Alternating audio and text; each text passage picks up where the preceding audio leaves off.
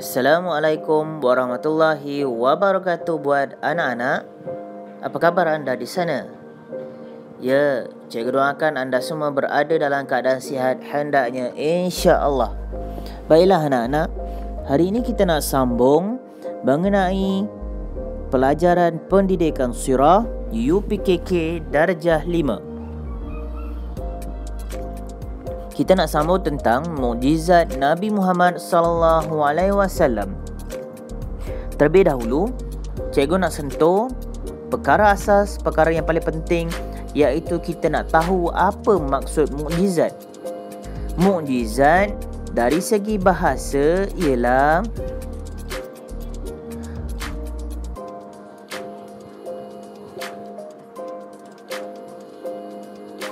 dari segi bahasa, maaf ada stuck sikit. Okey, baik, kita teruskan. Pengertian mukjizat dari segi bahasa ialah melemahkan atau mengalihkan. Jelas anak-anak? Yang dikatakan sebagai mukjizat iaitu dari segi bahasa melemahkan ataupun mengalihkan. Apa dia? Dari segi istilah, perkara luar biasa yang dianugerahkan oleh Allah Subhanahu Wa Taala kepada Nabi dan Rasul bagi membuktikan kerasulan. Mukjizat ini ialah sesuatu yang luar jangkaan, yang luar kebiasaan. Manusia biasa tak mampu nak buat. Hanya orang-orang yang terpilih sahaja, iaitu para Nabi dan Rasul. Sebab nak menunjukkan bahawa itu adalah anugerah, hadiah, pertolongan daripada Allah Subhanahu Taala. Itulah maksud mukjizat. Okey, cikgu ulang mukjizat ialah perkara luar biasa yang hanya terjadi kepada Nabi dan Rasul. Sebab apa? Sebab perkara ini adalah dianugerahkan kepada mereka oleh Allah Subhanahu Wa Taala untuk menunjukkan kekuasaannya. Okey, jelas ya anak-anak? Okey, minta maaf tadi videonya ada sedikit terhenti. Okey, seterusnya. Tujuan mukjizat. Apa dia tujuan mukjizat? Ada 3 anak-anak. Yang pertama, membuktikan kebenaran agama yang dibawa oleh para rasul. Apa lagi tujuan mukjizat? Ya, mematikan hujah orang kafir. Mematikan ataupun memotong hujah orang kafir. Orang kafir berdebat, melawan kata-kata kebenaran. Maka dengan mukjizat inilah akan menyebabkan mereka terdiam. Macam tu. Seterusnya, apa lagi tujuan mukjizat? Iaitu menggagalkan tindakan orang kafir. Kalaulah dia nak serang Nabi, dia nak serang Rasul kita, dia nak halang perjuangan Islam, maka sia-sialah perbuatan mereka, tak berjaya. Kalau berjaya pun mungkin dalam 100% tu mungkin akan berjaya dalam 20% sahaja. Contohnya begitu. Sebab apa? Sebab atas bantuan daripada Allah Subhanahu Taala. Baiklah anak-anak, jelas ya sampai di sini? Kita teruskan yang seterusnya. Bahagian mukjizat ada 2, iaitu maknawi dan hissa. Okey, hissa. Ada 2 bahagian, iaitu yang pertama mukjizat yang tidak dapat dilihat, maknawi. Mukjizat yang tak dapat dilihat dengan mata, tetapi dapat difahami dengan akal. Contohnya apa anak-anak? Al-Quran, Isra dan Mi'raj. Jadi kita masuk yang kedua. Bahagian mukjizat yang kedua. Mukjizat yang dapat dilihat melalui mata kasar. Apa contoh mata kasar kita yang boleh kita nampak? Bulan terbelah dua, matahari terbit dan terbenam. Apa lagi? Keluar air dari celah jari. Dari siapa? Nabi Muhammad.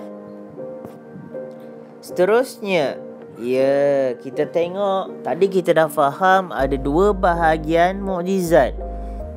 Okey. Seterusnya kita tengok perbezaan antara mukjizat dengan sihir. Mukjizat dan sihir. Okey, sihir ni apa? Mukjizat ni apa? Mukjizat tadi kan peristiwa luar biasa. Sihir ini pula bergantung amalan-amalan yang bergantung dengan pertolongan jin dan syaitan. Okey, kita tengok satu-satu. Ni ada dua Tengok. Mukjizat apa dia? Perkara ni boleh kita panggil sebagai arti perkara luar biasa yang dianugerahkan kepada Rasul dan tidak boleh dipelajari. Hanya kepada para Rasul, tak ada orang lain boleh dapat. Sihir. Sihir ni apa anak-anak? Perkara luar biasa juga yang berlaku kepada manusia dan boleh dipelajari dari orang yang mahir. Contohnya apa? Santau. Apa lagi? Okey, hantar itu, hantar ini dan perkara-perkara yang bukan-bukan. Sihir ini biasanya bergantung ataupun dia berharap kepada bantuan selain daripada Allah Subhanahu Wa Taala. Bantuan jin, syaitan dan sebagainya. Kalau kita mengharapkan bantuan daripada Allah, bukan namanya sihir. Kita doa, ya Allah bantulah aku, ya Allah berikan rezeki. Awak kena kerja, kena berusaha. Itu kita bergantung kepada Allah. Sihir ini perkara sama juga, perkaranya luar biasa. Mungkin agaknya orang tu boleh terbang, mungkin agaknya orang tu kebal. Rupanya dia pakai tangkal. Tangkal tu apa dia? Ada bergantung dengan syaitan. So benda-benda yang tak elok. Atau mungkin dia belajar daripada orang lain, orang yang mahir.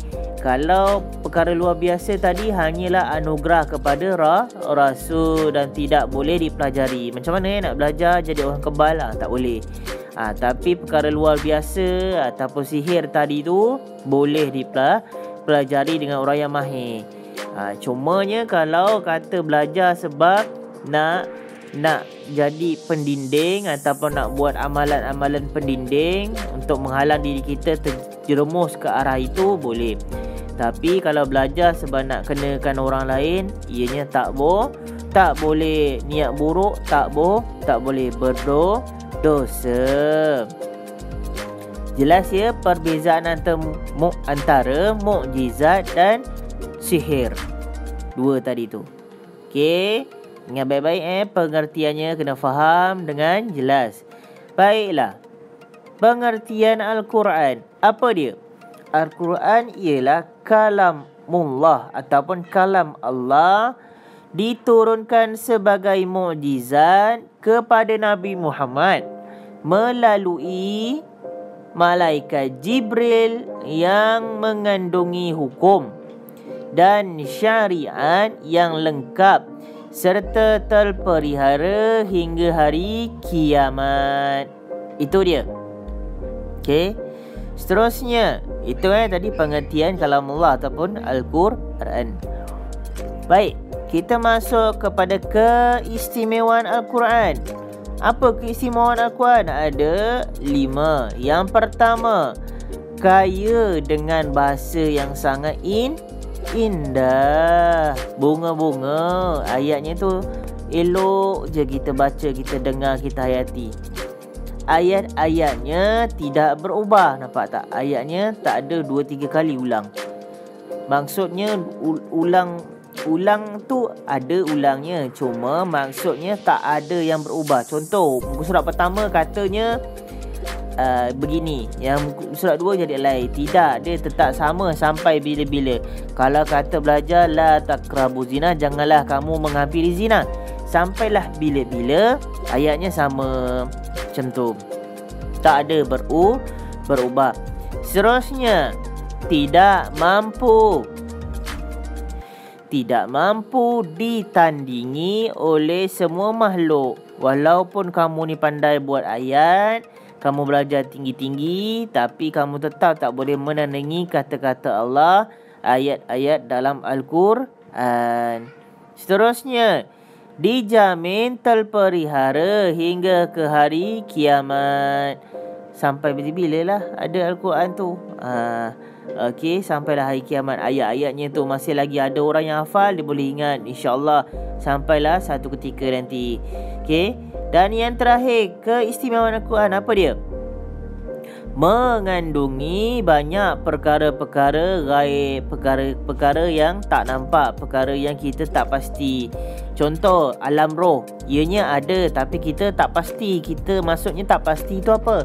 Kita tak laluinya lagi. Nanti kita akan lalui apabila tiba waktunya. Macam mana nak tahu alam roh? Kena kaji Al-Quran. Kita nak tahu tentang langit ada berapa, kita tak pernah pergi ke situ.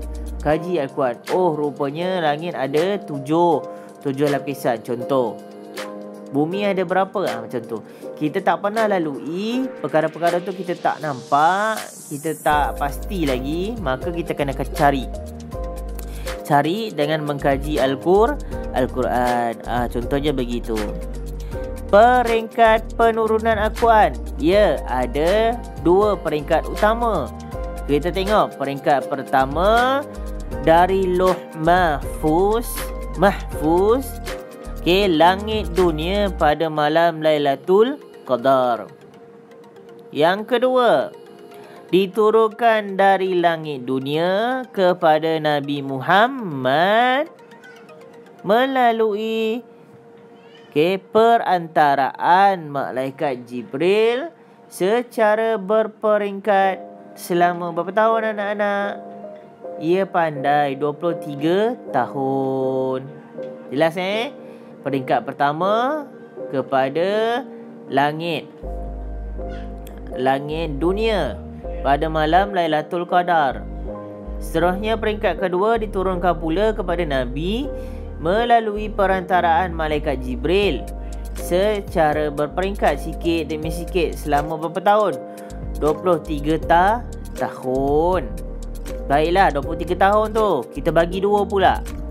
13 tahun di Mekah, 10 tahun di Madinah. Total berapa tu? 23 tahun. Lama barulah dapat lengkap sampailah ke hari ini.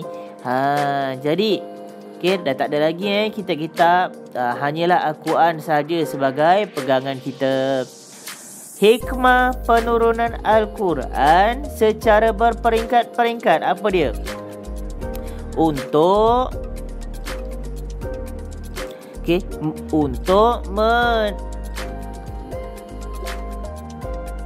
menaikkan akidah yang sempurna, ataupun kita panggil untuk menanamkan akidah yang sempurna yang lebih baik. Sikit demi sikit diajar diri kita, dididik agar akidah kita lebih sempurna.